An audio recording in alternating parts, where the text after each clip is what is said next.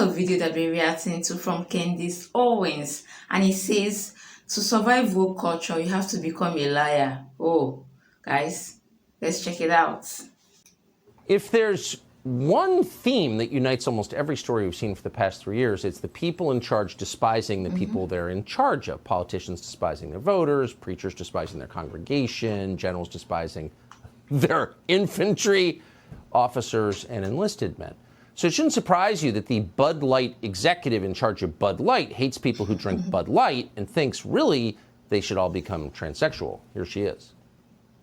So I had this super clear mandate. It's like we need to evolve and elevate this incredibly iconic brand. What does evolve and elevate mean? It means inclusivity. It means shifting the tone. We had this hangover. I mean, Bud Light had been kind of a brand of fratty, kind of out of touch humor. And it was really important that we had another approach. Yeah, fratty is bad. They're just so entitled. That's the word from Alyssa Heinerscheid, who went to Harvard, where it turns out she has something of a fratty past herself. Henry Rogers of the Daily Caller somehow got these pictures of that same person at school in 2006. And you can see she's blowing up condoms. And no, that's not in a biology class. That's in some kind of fratty setting.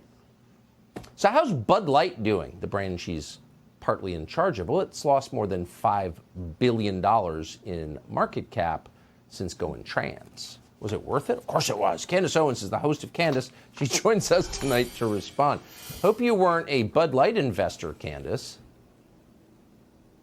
Fortunately, I was not and am not. And I will say this, nothing says I hate fratty quite like blowing up a condom at a booze fest, which is exactly what she's doing in those photos. You can't make this up. But I am going to have to defend her because, listen, she's lying because she has to lie. Of course, she enjoys a frat culture. Of course, she had a good time while she was in college like every other person. But now, to survive in woke culture, you have to become a liar. You have to pretend that you think fat is beautiful. You have to pretend to be race obsessed. You have to pretend that you think Dylan Mulvaney is a woman and should be included in female spaces. We are being told that you have to lie repeatedly in order to survive in corporate culture. And she is herself a victim of that and a perpetuator of that. So yeah, it's absolutely shameful, and she should feel ashamed that she brought this idea to Bud Light. But I do believe that she was conditioned. I mean, she went to Harvard. What do we think goes on? What do we believe is the sociology of people that graduate Harvard? They are basically being told that this is the way that they should think. And there's one more thing I want to say here, Tucker, because it's deeply upsetting to me.